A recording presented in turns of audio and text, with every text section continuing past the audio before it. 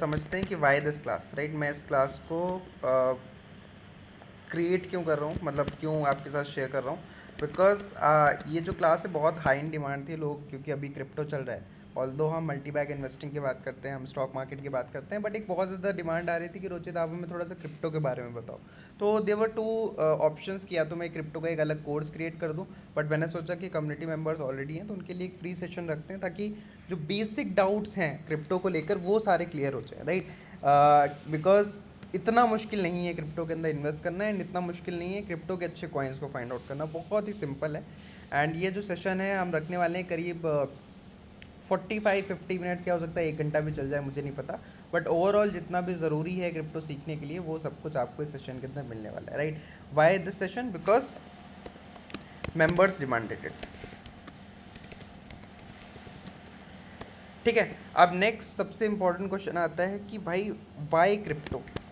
ठीक है, Y crypto, कि भाई क्रिप्टो के अंदर इन्वेस्ट क्यों करना है, राइट। अब इसका सबसे पहला रीज़न तो है कि भाई big money.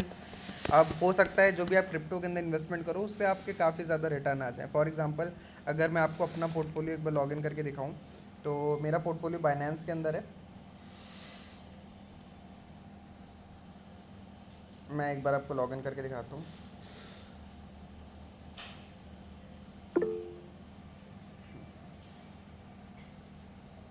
So this is my crypto portfolio. मैंने भी काफ़ी दिन से ओपन नहीं करा है, बट एक बार देखते हैं कैसे चल रहा है।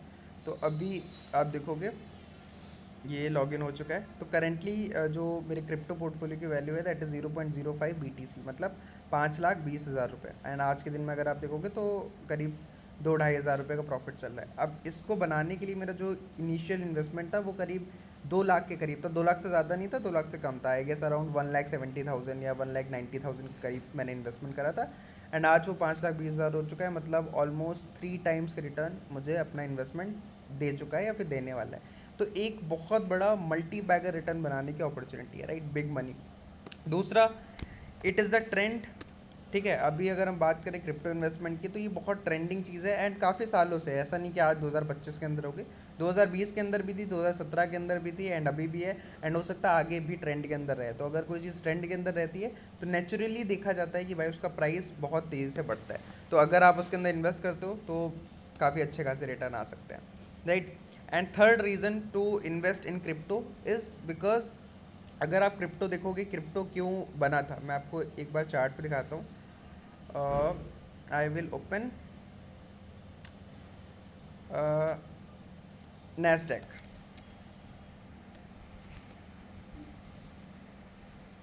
ठीक है, नैस्डैक 100। और हम चलते हैं कि क्रिप्टो भाई बना क्यों था।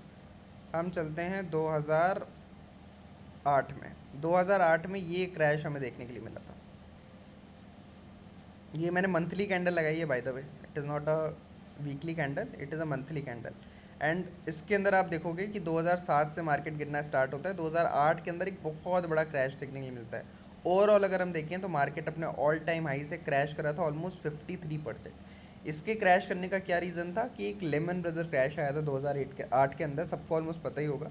बट हुआ क्या था कि यूएस के बैंक्स ने भर भर के लोन दिया था लोगों को घर खरीदने के लिए, बहुत सस्ते इंटरेस्ट रेट पे। तो अगर बहुत सस्ते इंटरेस्ट रेट पे और बहुत कम डाउन पेमेंट पे, मतलब यूएस में आपको 1-2% के डाउन पेमेंट पे घर दे देते थे, यहाँ पे अगर आपको घर लेना है तो एटलीस्ट 20% का डाउन पेमेंट तो करना पड़ता है। तो उन लोगों ने भी घर ले लिया जो अफोर्ड नहीं कर सकते थे, बट क्योंकि लोन मिल रहा था, आप खुद का घर खरीद सकते थे, आप उसकी ईएमआई दे सकते थे, तो सब ने घर खरीद लिया। इवेंचुअली हुआ क्या कि लोगों ने अपना ईएमआई डिफॉल्ट करना स्टार्ट कर दिया। एंड जब बैंक ने पैसा दे दिया है, बैंक रिकवर नहीं कर पा रहा है, तो बैंक की सिचुएशन बहुत ज़्यादा ख़राब हो गई। इसीलिए जो चौथा सबसे बड़ा बैंक था यूएस का, लेमन ब्रदर्स, वो कोलैप्स कर जाता है, एंड बाकी सारे बैंक्स भी बंद हो जाते हैं अगर गवर्नमेंट इंटरफेयर नहीं करती है। अब 2008 के अंदर एक चीज़ होती है, 2009 के अंदर क्या होता है कि सब इस बात को भूल जाते हैं, बट एक इंसान था सतोशी नाकामोटो, वो आते हैं और बोलते हैं कि भाई I don't trust this financial system, because हम इन्हें फिर से ट्रस्ट करेंगे, हम फिर से बैंक्स को पैसा देंगे और फिर से कहीं ना कहीं इसी तरीके की सिचुएशन हो जाएगी, क्योंकि ये पहली बार नहीं हुआ है और ना ही आखिरी बार है। तो सतोशी नाकामोटो आते हैं, वो बोलते हैं कि भाई बिटकॉइन एक ऐसी करेंसी है जिसका जो कंट्रोल है वो हमारे पास रहेगा, गवर्नमेंट के पास नहीं रहेगा। तो ओवरऑल क्रिप्टो की जो मेन अगर आप एसेंस समझो, ठीक है, तो वो है डिसेंट्रलाइजेशन। एक वर्ड डिसेंट्रलाइजेशन है, ठीक है। अब इसका क्या मतलब होता है डिसेंट्रलाइजेशन का, कि हर करेंसी का एक सेंट्रलाइजेशन है। मतलब अगर आप देखो रुपी को कौन कंट्रोल करता है, रुपी को आरबीआई कंट्रोल करती है। यूएस डॉलर को कौन कंट्रोल करता है, यूएस डॉलर को फेड कंट्रोल करती है। एंड कहीं ना कहीं अगर आप रुपी होल्ड करते हो, गवर्नमेंट मतलब डॉलर यू होल्ड करते हो, तो आपके पैसे के ऊपर गवर्नमेंट का फुल कंट्रोल है। मतलब अगर गवर्नमेंट चाहे, अब मतलब आई डोंट थिंक कि ऐसा होगा, बट अगर गवर्नमेंट चाह जाए तो वो आपका बैंक अकाउंट फ्रीज कर सकते हैं, वो आपके एसेट्स को सीज कर सकते हैं। मतलब उनका पूरा कंट्रोल है ओवर योर मनी। बट इसी चीज़ को तोड़ने के लिए यहाँ पे डिसेंट्रलाइजेशन लाएगी कि भाई एक ऐसी करेंसी भी होनी चाहिए जिसके ऊपर गवर्नमेंट का कंट्रोल नहीं है। फॉर एग्जांपल अगर आपके वॉलेट में बिटकॉइन पड़ा हुआ है, आपने कहीं भी पार्क कर दिया उसे, फिजिकल वॉलेट में या फिर किसी भी अननोन वॉलेट में पार्क कर दिया है, गवर्नमेंट बिल्कुल भी उसे ट्रैक नहीं कर पाएगी, बिल्कुल भी उसका कंट्रोल नहीं होगा। तो ये एक फिनोमेना आता है कि भाई एक ऐसी करेंसी होनी चाहिए जिसके ऊपर जो कंट्रोल है वो पूरी तरीके से पब्लिक का हो, एंड पब्लिक ही उस चीज़ को यूज़ करे। तो सबसे पहला कॉइन कौन सा आता है, सबसे पहला कॉइन जो आता है उसका नाम था बिटकॉइन, ठीक है। अब आप देखो बीटीसी, बिटकॉइन। अब बिटकॉइन का अगर आप देखोगे तो ये लॉन्च 2009 के अंदर हुआ था, बट मेन ट्रेंड के अंदर 2015-16 के अंदर आया, जब लोगों ने बाइंग स्टार्ट की। उस टाइम पे प्राइस था 30,000 रुपये। आज की डेट में इसका प्राइस हो चुका है 92 लाख रुपीज़। तो बहुत मैसिव ग्रोथ दिखाई है भाई बिटकॉइन ने, बहुत अच्छे रिटर्न बना के दिए अपने इन्वेस्टर्स को। अब इस कॉइन के आने के बाद बहुत सारे नए कॉइन्स भी आए हैं, एंड इथीरियम भी आया है, सोलाना भी आया है, मैटिक भी आए हैं। अब तो लाखों कॉइन्स हो चुके हैं, मतलब उनके तो नाम भी याद करना इम्पॉसिबल हो चुका है। तो तीसरा रीज़न इज डिसेंट्रलाइजेशन, ठीक है। तो these are the 3 reasons why you should invest in crypto. And अब आता है कि भाई रिस्क पॉइंट क्या है, बिकॉज ये बात तो भाई सबको पता है कि भाई क्रिप्टो रिस्की होता है ना। कितना रिस्क है ये इम्पॉर्टेंट बहुत ज़्यादा है, तो इसको मैं बोल्ड करता हूँ और बढ़ाता हूँ। अब देखो अगर रिस्क की बात करें तो मैं बिल्कुल भी नहीं बोलूँगा कि भाई क्रिप्टो मार्केट रिस्की नहीं है, बिकॉज अगर आप देखो तो जो इंडियन स्टॉक मार्केट है वो बहुत टाइम से है, मतलब 50 साल से पैसा बना के दे रहा है। तो हम ऐसा नहीं बोल सकते कि भाई कल को इंडियन स्टॉक मार्केट बंद हो जाएगा या फिर वो नीचे चला जाएगा, क्रैश कर जाएगा। तो वो जो चीज़ है बहुत ज़्यादा सेफ है क्योंकि कंपनीज हैं। अब अगर देखा जाए बिटकॉइंस की या फिर किसी भी कॉइन की कोई इंट्रेंसिक वैल्यू नहीं है। इंट्रेंसिक वैल्यू का क्या मतलब होता है, अगर आप बिटकॉइन को खरीद रहे हो तो ऐसा नहीं बिटकॉइन कुछ पैसा जनरेट करता है, कुछ काम करता है। बट अगर वहीं आप रिलायंस के शेयर्स खरीद रहे हो तो आप एक बिजनेस का हिस्सेदारी खरीद रहे हो, you are partnering with the business. आप कुछ भी शेयर होल्डर हो जाते हो ना, छोटे से आप एक वर्ड आता है, यू आर मतलब you have became a share holder. अब एक इंट्रेंसिक वैल्यू इसलिए है शेयर्स को खरीदते टाइम, बिकॉज वो कंपनी एक बिजनेस कर रही है, वो कंपनी एक पैसा जनरेट करके ला रही है, तो उसकी एक हमेशा उस शेयर की एक वैल्यू रहेगी जब तक वो कंपनी पैसा बना के लाती रहेगी। बिटकॉइंस के अंदर क्या होता है, टोटल जो गेम है वो है डिमांड एंड सप्लाई का, बस। इंट्रेंसिक वैल्यू कोई नहीं है, demand and supply. Although demand and supply का काम शेयर्स के अंदर भी होता है, बट वहाँ पे एक इंट्रेंसिक वैल्यू रहती है कि भाई कंपनी अगर पैसे बना के दे रही है तो ऑफकोर्स जाहिर सी बात है उसकी सप्लाई डिमांड रहेगी। ऐसा तो है नहीं अब रिलायंस इंडस्ट्रीज़ के प्रॉफिट बढ़ रहे हैं बहुत तेज़ी से और शेयर होल्डर्स बोल रहे हैं कि नहीं बेच देते हैं, तो ऐसा होना इज़ ऑलमोस्ट इम्पॉसिबल। बट अगर बिटकॉइंस की हम बात करें या फिर क्रिप्टो करेंसीज की बात करें, overall every thing is dependent on demand and supply. अब बिटकॉइन का प्राइस अगर मैं आपको चार्ट दिखाऊं तो बिटकॉइन की खास बात क्या है और चार्ट में भी आपको बताता हूँ। अब बिटकॉइन आज की डेट में ये क्या खुल गया, मंथली चार्ट खुला है। अब बिटकॉइन आज की डेट में चल रहा है $1,07,000 का, मतलब करीब 92 लाख रुपीज़ का। अब ये स्टार्ट हुआ था करीब जब $1 का था। अभी $1 से $160 का क्यों हो चुका है, बिकॉज इसकी जो सप्लाई है, मैक्सिमम सप्लाई बिटकॉइन की जो हो सकती है दैट इज़ 21 मिलियन बिटकॉइंस, ठीक है। दैट इज़ 21 मिलियन बिटकॉइंस, जिसमें से 4-5 मिलियन बिटकॉइंस खो चुके हैं, मतलब किसी ने खरीदे क्योंकि तब बहुत सस्ता था, लोगों ने खरीदे, किसी ने अपना कूड़े में फेंक दिए, किसी ने पिज़्ज़ा खरीद लिया, किसी ने अपना पासवर्ड भूल गया, मतलब बहुत सारी चीज़ें हुई हैं। तो आप ये समझो कि अभी 21 मिलियन ऑल दो आए नहीं है सप्लाई के अंदर, सप्लाई के अंदर 20 मिलियन आए, मैक्सिमम 21 आ सकते हैं। तो आप समझो कि 17 मिलियन के करीब जो बिटकॉइंस हैं they are in circulation. 17 million के करीब बिटकॉइंस ट्रेड हो रहे हैं ओवरऑल मार्केट के अंदर। अब मैक्सिमम सप्लाई तो इतनी ही है, धीरे धीरे बढ़ेंगे, जो हाविंग होती है उसके अंदर जो माइनिंग कॉस्ट है, मतलब वो सप्लाई धीरे धीरे कम होती जा रही है, मैक्सिमम 21 मिलियन रहेंगे। अब अगर लोगों को लगता है कि भाई ये जो बिटकॉइन है ये वैल्यूबल है, अगर हम इसे खरीदेंगे तो हमारा पैसा बनेगा। जब तक लोगों का ये बिलीफ रहेगा तब तक बिटकॉइन का प्राइस ऊपर ही जाता रहेगा, because every thing is about demand and supply. मैं ये बात पहले भी बोल चुका हूँ कि जैसे एक कोट है, beauty lies in the eyes of beholder. I guess Plato ने ये बात बोली थी। तो value also lies in the eyes of beholder. अगर मतलब पूरी दुनिया के अंदर मतलब 50 100 200 करोड़ लोग हैं जो ये चीज़ माने कि नहीं भाई बिटकॉइन बहुत ज़्यादा अच्छा है, हम तो इसे खरीदेंगे, तो बिटकॉइन का प्राइस इवेंचुअली ऊपर ही जाने लगेगा। अब अगर लोग मानना बंद कर दें कि नहीं भाई बिटकॉइन तो बहुत ख़राब है, बिटकॉइन में कुछ फ़ायदा नहीं लेने का, तो बिटकॉइन का जो प्राइस है वो क्रैश कर जाएगा। अब यहाँ से रिस्क की अगर मैं बात करूँ तो मेरा इन्वेस्टमेंट का थीसिस क्या था, मैंने जब इन्वेस्ट करा था बिटकॉइन के अंदर या फिर क्रिप्टोज़ के अंदर ओवरऑल, तो क्यों इन्वेस्ट करा था? मेरा ये था कि भाई डिमांड एंड सप्लाई का गेम है, पहली बात तो ये रिस्क बहुत बढ़ा जाता है। दूसरा reason is either it will 100x my money और मेक इट ज़ीरो। सिंपल सा मेरे रीजनिंग था जब मैं इन्वेस्ट कर रहा था ना। तो 2022 के अंदर मैंने इन्वेस्टमेंट करी एंड काफ़ी सालों तक मैंने सोचा कि इन्वेस्ट करूँ नहीं करूँ नहीं करूँ, but finally I did it.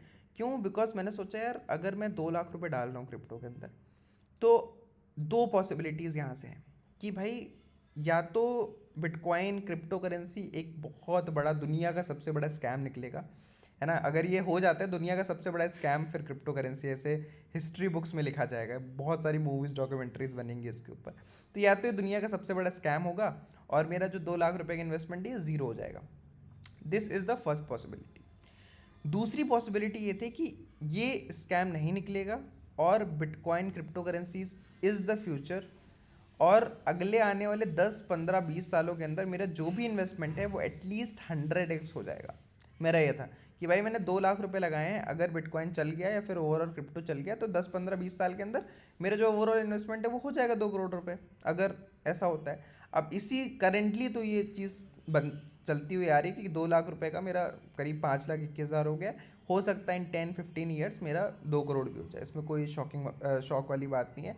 And इसी थ्योरी से आपको इन्वेस्टमेंट करना है। अब काफ़ी सारे लोग बोलते हैं रोचित इन्वेस्ट करना है, बट कितना करें?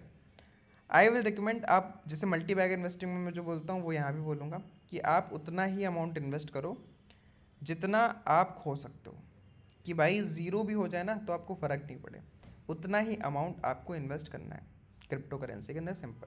बिकॉज आपको ऐसा नहीं है कि अपनी एसआईपी बंद कर देनी है और फिर वो अमाउंट इन्वेस्ट कर देना है। ऐसा नहीं है कि आपको जितनी भी सेविंग्स हैं आपके पास वो इन्वेस्ट कर देना है, ऐसा नहीं करना है। ऑल्दो बहुत सारे लोग कर देते हैं बट फिर उनको लॉस वगैरह भी हो जाता है, ठीक है। तीसरा एक बहुत important cheese, you will only invest not trade, ठीक है।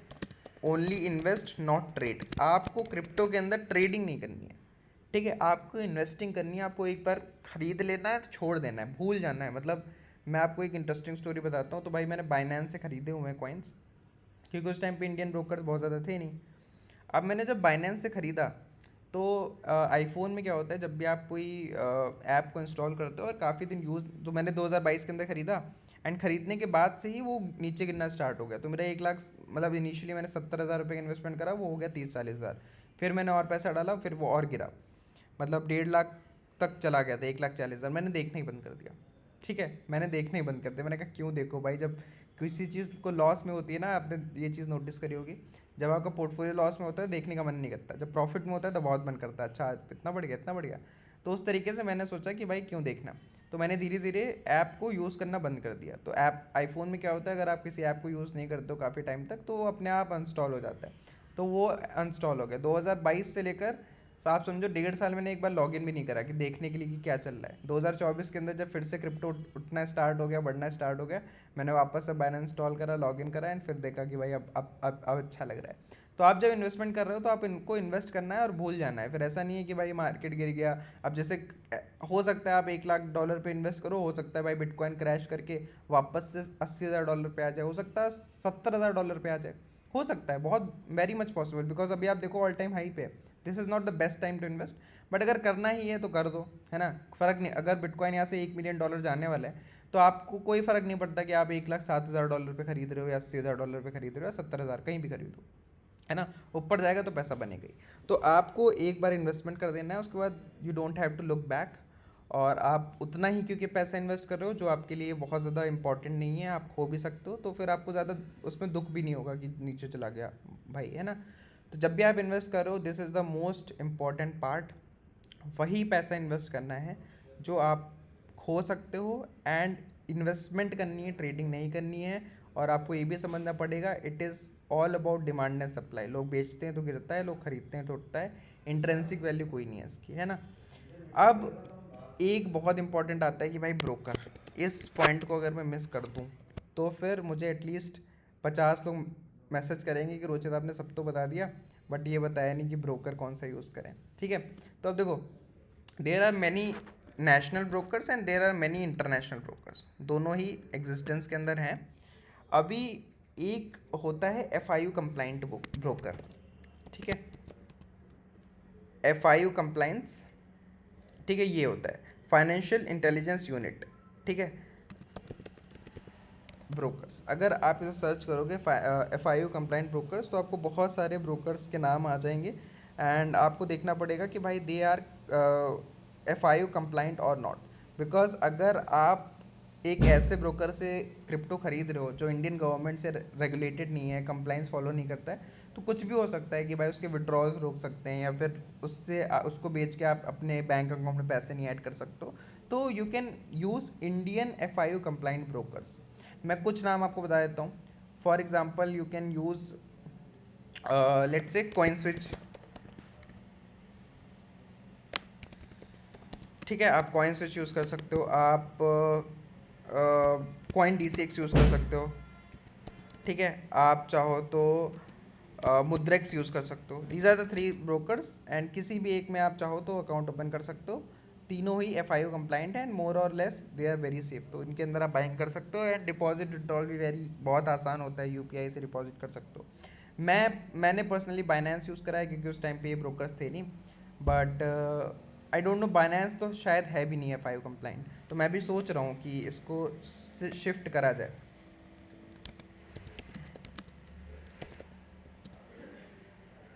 अ, अ, अ, अ, अ, हाँ नहीं है, FIU कंप्लाइंट नहीं है। तो मैं भी सोच रहा हूँ इस अपनी जो क्रिप्टो है इसको शिफ्ट करूँ in any FIU compliant broker. तो आप ये गलती मत करना जो मैंने करी है। आपको एक FIU कंप्लाइंट ब्रोकर के अंदर ही अकाउंट ओपन करना है, एंड क्योंकि वहाँ पे आपका आधार पैन सब कुछ लगता है, एंड गवर्नमेंट ने खुद अथॉरिटी दी है कि हाँ भाई आप क्रिप्टो के अंदर ट्रेड कराओ लोगों को। तो उसमें गवर्नमेंट को आगे चल के कोई दिक्कत नहीं होने वाली है। बट आप इंटरनेशनल ब्रोकर में करते हो तो थोड़ी सी ये दिक्कत आ जाती है, ठीक है। अब तो भाई हमने समझ लिया कि कहाँ कैसे खरीदना है, क्या रिस्क है, और क्रिप्टो करेंसी है क्या, क्यों मार्केट के अंदर आई थी। ओवरऑल बेसिक्स हमने क्लियर कर दिए। अब आते हैं भाई coins, which coins to buy, ठीक है। तो I will give you 7-8 coins, ठीक है, 7-8 कॉइन्स, एंड इनके थोड़े थोड़े बेसिक्स पे आपको बता दूंगा। वैसे क्रिप्टो के अंदर ज़्यादा फंडामेंटल्स तो होते ही नहीं है, बट जितने भी होते हैं I will share. 7-8 coins I will share कि भाई आप जो खरीद सकते हो, जो मुझे लगता है खरीदने लायक है। बिकॉज लाखों कॉइन्स हैं भाई, लाखों, लिटरली लाखों कॉइन्स हैं जो लिस्टेड हैं या फिर ट्रेड करते हैं क्रिप्टो वर्ल्ड के अंदर। बट सबको नहीं खरीदना है, आपको उन कॉइन्स को खरीदना है जो थोड़े से फेमस हो चुके हैं, थोड़ी सी बड़ी मार्केट कैप है, एंड थोड़ा सा प्रूफ कर दिया है कि भाई हम कोई स्कैम करने के लिए नहीं बैठे हुए हैं, राइट। तो भाई पहला कॉइन जो है वो तो है बिटकॉइन। इसको तो खरीदना ही खरीदना है, और इसमें आप क्या कर सकते हो, you can do big investment. मतलब बिग क्या, कि जो आपको इन्वेस्टमेंट करना है सबसे बड़ा इन्वेस्टमेंट आप इस कॉइन के अंदर कर सकते हो। क्यों मैं बोल रहा हूँ, बिकॉज आप ये समझो bitcoin is new gold, digital gold एक तरीके से समझ लो। फॉर एग्जाम्पल अगर आप देखोगे तो बिटकॉइन ने अपना ऑल टाइम हाई लगाया है। बहुत सारे कॉइन्स हैं, बहुत सारे का मतलब 70% कॉइन्स ने अपना ऑल टाइम हाई नहीं लगाया। बिटकॉइन ऑल टाइम हाई पे है। तो बिटकॉइन अभी क्या हो गया, it is the face of crypto currency, कि भाई क्रिप्टो करेंसी मतलब क्या, बिटकॉइन। तो बिटकॉइन क्योंकि सबसे पहला कॉइन था, सबसे स्टार्टिंग से है, सप्लाई लिमिटेड है, ऑल्दो इसका यूज़ केस ज़्यादा नहीं है, बट लोग इसे खरीद रहे हैं क्योंकि जैसा मैंने स्टार्टिंग में बताया था, crypto is all about demand and supply. लोग खरीद रहे हैं अभी, तो बिटकॉइन का प्राइस बढ़ रहा है। तो बिटकॉइन को आप खरीदो, एंड बिटकॉइन आप समझो काफ़ी ज़्यादा सेफ है, ठीक है। उसके बाद नेक्स्ट कॉइन जो आप खरीद सकते हो दैट इज़ इथीरियम। ठीक है, इथीरियम भी काफ़ी अच्छा कॉइन है। अगर मैं आपको दिखाऊं तो काफ़ी सारी वेबसाइट भी हैं, फॉर एग्जांपल ये कॉइन इक्को करके वेबसाइट है, इस पे भी आप चाहो तो देख सकते हो प्राइजेस वगैरह। अगर मैं आपको इथीरियम दिखाऊं, एंड एक बात क्लियर कर दूं, ये डाउट आएगा मुझे पता है, बिटकॉइन का प्राइस इस टाइम पे चल रहा है 92 लाख रुपीज़। ठीक है, 92 लाख रुपीज़। बट आपको ख़रीदने के लिए 92 लाख रुपीज़ नहीं चाहिए, आपको ख़रीदने के लिए 100 रुपये से भी आप खरीद सकते हो। ये जो ब्रोकर्स मैंने आपको बताए हैं, जो नाम आपको बताएं, इनमें आप 100 रुपीज़ से भी बाइंग स्टार्ट कर सकते हो। फॉर एग्जाम्पल अगर मैं आपको अपना वॉलेट दिखाऊँ तो आप देखोगे मेरे पास 1,60,000 रुपये का बिटकॉइन है, जो मैंने शायद ख़रीदा था। आई डोंट नो, नहीं इतना तो नहीं खरीदा था, बट 1,60,000 रुपये का बिटकॉइन है। और मेरे पास बिटकॉइन की वैल्यू कितनी है, 0.01। ठीक है, और मेरे पास इथीरियम कितना है, 0.8। मेरे पास आवे कितना है, 0.8। मेरे पास पॉलीगन कितना है, 553। तो जितना भी प्राइस हो फ्रैक्शन के अंदर खरीद सकते हो। मतलब इंडियन स्टॉक मार्केट के अंदर क्या होता है कि भाई अगर MRF का जो शेयर है वो 1 लाख रुपए का है, तो आप 1.5 लाख का है तो आपके पास 1.5 लाख रुपए होने चाहिए। बट क्रिप्टो के अंदर ऐसा नहीं होता है, आप फ्रैक्शंस के अंदर बाइंग कर सकते हो। तो आप 100, 200, 500, 1000, 5000, 10,000, 50,000 जो भी डालना चाहते हो आप डाल सकते हो, उसमें कोई प्रॉब्लम नहीं होती है, राइट। नेक्स्ट जो कॉइन है वो है इथीरियम। इथीरियम का अगर आप प्राइस देखोगे तो ऑल्दो इसने अपना ऑल टाइम हाई अभी रीच नहीं करा है, 2,17,000 चल रहा है। बट बिटकॉइन के बाद अगर किसी कॉइन की सबसे बड़ी वैल्यू है तो वो है ये कॉइन। अब इथीरियम की अगर मैं फंडामेंटल्स की थोड़ी सी बात करूं तो भाई बिटकॉइन जब आया था तो उसका कोई यूज़ केस नहीं था, बट इथीरियम यहाँ पे बहुत सारे प्रूफ ऑफ स्टेक पे काम करता है, स्मार्ट कॉन्ट्रैक्ट को सपोर्ट करता है। मतलब इथीरियम की ब्लॉकचेन का यूज़ करके, ठीक है, बहुत सारे DeFi ऐप्स और स्मार्ट कॉन्ट्रैक्ट्स काम करते हैं। कितने करते हैं, करीब जो लास्ट मैंने चेक करा था 4,000 DeFi apps and smart contracts time पे इनकी ब्लॉकचेन पे काम कर रहे हैं। ठीक है, तो सेकेंड कॉइन इज इथीरियम, काफ़ी सेफ कॉइन है, इसके अंदर भी आप इन्वेस्टमेंट कर सकते हो। बट इसके अंदर एक ड्रॉबैक अभी क्या आ गया है, नेगेटिव क्या आ गया है कि प्राइस नहीं बढ़ रहा है। ठीक है, प्राइस इशू इसके अंदर आ रहा है कि भाई समझो आप बिटकॉइन अपने ऑल टाइम हाई तक चला गया, आप क्यों नहीं जा पा रहे हो। आपने अपना ऑल टाइम हाई 2021 के अंदर लगाया था, आज 4 साल में आप अपने ऑल टाइम हाई तक नहीं पहुंच पाए। तो ये एक थोड़ा सा नेगेटिव पॉइंट हो चुका है। ऑल्दो मेरे पोर्टफोलियो के अंदर भी इथीरियम, सबसे ज़्यादा इन्वेस्टमेंट इथीरियम के अंदर है। एंड इसने अगर किसी और कॉइन के अंदर होता तो मेरा शायद 5 लाख की जगह आज शायद 6-7 लाख रुपए होता, या बिटकॉइन के अंदर भी होता तो शायद ज़्यादा रिटर्न बनाए होते। बट वो मुझे लगता अब मुझे शिफ्ट करना चाहिए। तो Ethereum although it is a very good point, अभी तक परफॉर्म नहीं करा, इसका मतलब ये नहीं है आगे भी नहीं करेगा, आगे कर सकता है। नेक्स्ट जो कॉइन है दैट इज़ एवैक्स। एवैक्स क्यों मैं बोल रहा हूँ इसको, आप एवैक्स सर्च करोगे आ जाएगा। एवैक्स क्यों, मैं आपको दिखाता हूँ। एवलांच या फिर एवैक्स, जिसे भी आप बोलो, ठीक है। तो ये अगर कॉइन आप देखोगे तो इसने भी अपना ऑल टाइम हाई नहीं लगाया, but this is a very good coin. क्यों मैं बोल रहा हूँ, बिकॉज इसका जो काम करने का जो फंडामेंटल्स हैं वो काफ़ी अच्छे हैं। इनका क्या है कि भाई अगर आप बैंक के पास जाते हो, ठीक है, अगर आप बैंक के पास जाओ, बोलो कि भाई हमें लोन चाहिए, ठीक है, और आप बैंक से लोन मांगोगे तो वो कितने परसेंट पे देंगे, वो देंगे आपको 11% पे। ठीक है, अगर पर्सनल लोन ले रहे हो तो 13-14% के इंटरेस्ट पे देंगे। आप बोलो कि भाई मेरा पैसा रख लो आप बैंक अकाउंट में, वो बोलेंगे 6% का इंटरेस्ट देंगे। मतलब जब पैसा लेने जाओ तो 11% का इंटरेस्ट, जब पैसा देने जाओ तो 6% का इंटरेस्ट, बीच का ये जो 5% आता है ये क्या होता है, प्रॉफिट। बैंक कितना बनाता है, 5%, ये इनका प्रॉफिट होता है बीच का। एवैक्स इस चीज़ को ख़त्म कर रहा है। एवैक्स बोल रहा है कि भाई आप हमारे ऊपर ही लेंडिंग एंड बोरोविंग कर सकते हो। अब ये काफ़ी फ्यूचरिस्टिक चीज़ है। अब यहाँ पर रिस्क ये आता है कि क्या एवैक्स ऐसा कर पाएगा नहीं कर पाएगा, that is a different topic. But इनका काम करने का तरीका ये है, मुझे काफ़ी ज़्यादा अच्छा लगा, and that is why I have also invested कितना, 17,000, ज़्यादा नहीं। अब आप देखोगे कि बाकी कॉइन्स में इतना इन्वेस्टमेंट है, एवैक्स के अंदर 17 है। बिकॉज क्यों, क्योंकि एक रिस्की कॉइन है भाई, है ना, तो उतना रिस्क नहीं लेना है मुझे। तो मैंने 17,000 अभी वैल्यू है, मैंने इन्वेस्टमेंट तो और कम करा होगा, करीब 10,000 के करीब। तो ओवरऑल ये कॉइन क्या करता है, लेंडिंग एंड बोरोविंग का काम करती है, इसकी ब्लॉकचेन लेंडिंग एंड बोरोविंग का काम करती है, एंड काफ़ी अच्छी ओवरऑल मुझे लगता है ग्रोथ दे सकता है। ठीक है, चौथा coin I would suggest Matic. ठीक है, मैटिक या फिर पॉलीगन, आप जो चाहो बुला सकते हो, ठीक है, पॉलीगन मैटिक। अब इस कॉइन को मैंने क्यों ऐड करा है, बिकॉज इनकी ब्लॉकचेन पे अभी काफ़ी ज़्यादा काम हो रहा है। ये मैंने मैक्स चार्ट ओपन करा है, बट अभी अगर आप देखोगे तो ये अच्छे से परफॉर्म नहीं कर रहा है। ये जो रैली है दिस इज़ बिटकॉइन बेस्ड। इसको मैंने क्यों बाय करा है, बिकॉज इनकी जो ब्लॉकचेन है that is very reliable. And मैं ऐसा क्यों बोल रहा हूँ, बिकॉज जो अभी रिसेंटली अगर आपने नोटिस करा हो, जो रिलायंस जियो ने, मतलब मुकेश अंबानी ने जो नया ब्राउज़र लॉन्च करा था जिसका नाम था जियो स्फेयर, वो पॉलीगन नहीं बना के दिया था, मैटिक की ब्लॉकचेन पे ही बेस्ड है। तो अगर मतलब रिलायंस जैसी कंपनी इनकी ब्लॉकचेन को यूज़ कर रही है तो जाहिर सी बात है अच्छी, मतलब अच्छी ब्लॉकचेन है। एंड इसीलिए it is also in my list, and मेरा भी मैटिक के अंदर इन्वेस्टमेंट है। मैटिक बोल लो या फिर पॉलीगन बोल लो, सेम ही बात है, ठीक है। Fifth coin I would suggest is सुई, ठीक है। सुई भी एक नई ब्लॉकचेन है, रिसेंटली लिस्ट हुई थी, आई गेस 2024 या 21 के अंदर लिस्ट हुई थी, मतलब बहुत पुरानी ब्लॉकचेन नहीं है अगर आप देखो।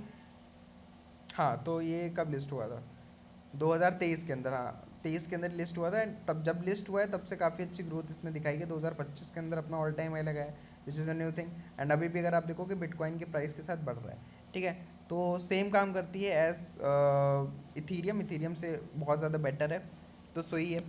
Sixth coin I will recommend, एक कॉइन मेरे दिमाग में आ नहीं रहा है,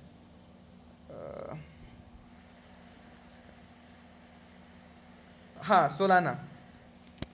सोलाना भी काफ़ी अच्छी ब्लॉकचेन है, इसके ऊपर करीब 400 डीफाई ऐप्स बने हुए हैं, बहुत ज़्यादा तेज़ भी है एंड इथीरियम से बहुत ज़्यादा बेटर भी है, स्पीड भी बहुत ज़्यादा है, सस्ती भी बहुत है। एंड उसके बाद एक कॉइन और आ रहा है विच इज़ गुड फॉर, हाँ Tron, seventh coin is Tron, ठीक है। अब ट्रॉन का क्या है कि आज की डेट में अगर लेट से मैं इंडिया के अंदर बैठा हूँ और मुझे दुबई पैसा भेजना है या फिर किसी भी दुनिया के कोने में भेजना है, तो मैं कैसे भेजूँगा, I can simply transfer USDT. अब यूएसडीटी क्या होता है, क्रिप्टो के अंदर एक बहुत बड़ी प्रॉब्लम आ रही थी कि crypto can not be used as form of currency. क्यों, बिकॉज लेट से आपने आज एक बिटकॉइन में कोई चीज़ खरीदी, तो एक बिटकॉइन की वैल्यू कितनी है, 1,08,000 डॉलर। अब आपने बेची, आपने 1,08,000 की, आपने बिटकॉइन के अंदर पेमेंट एक्सेप्ट करा, अगले दिन बिटकॉइन की वैल्यू हो गई 1,00,000 डॉलर। अब आपका 8,000 रुपये का लॉस हो गया। इसका उल्टा भी हो सकता था कि वो बढ़ भी सकता था, आपको प्रॉफिट भी हो सकता था। बट जो बिजनेसमैन होते हैं या फिर जो लोग ट्रेडिंग करते हैं उन्हें ये वॉलीटिलिटी नहीं चाहिए, उन्हें एक स्टेबिलिटी चाहिए कि भाई प्रॉफिट हो तो हो। तो इसीलिए क्या करा गया, यूएसडीटी बना दी गई। यूएसडीटी का क्या मतलब है कि crypto is backed with some sort of currency. तो यहाँ पे यूएसटी के साथ प्रिंट इसको पैक कर दिया गया, तो यहाँ पे इसका जो प्राइस है वो काफ़ी ज़्यादा स्टेबल रहता है। आप देखोगे तो डे टू डे बेसिस पे कुछ ज़्यादा प्राइस बढ़ता नहीं है ना। 152 था, 154 हो गया, 151 था, 151, 150, मतलब आप देखोगे प्राइस बहुत ही स्टेबिलिटी के साथ बढ़ता है। तो अगर किसी को ट्रांजेक्शन करने होते हैं, किसी को पे करना होता है, पैसा भेजना होता है क्रिप्टो के थ्रू, तो अब वो यूएसडीटी के थ्रू ही ज़्यादातर भेजते हैं। अब इसकी ट्रांसफ़र के लिए जो ब्लॉकचेन यूज़ करी जाती है वो सबसे बड़ी जो ब्लॉकचेन है दैट इज़ ट्रॉन। अगर यहाँ पे लिखा भी होगा,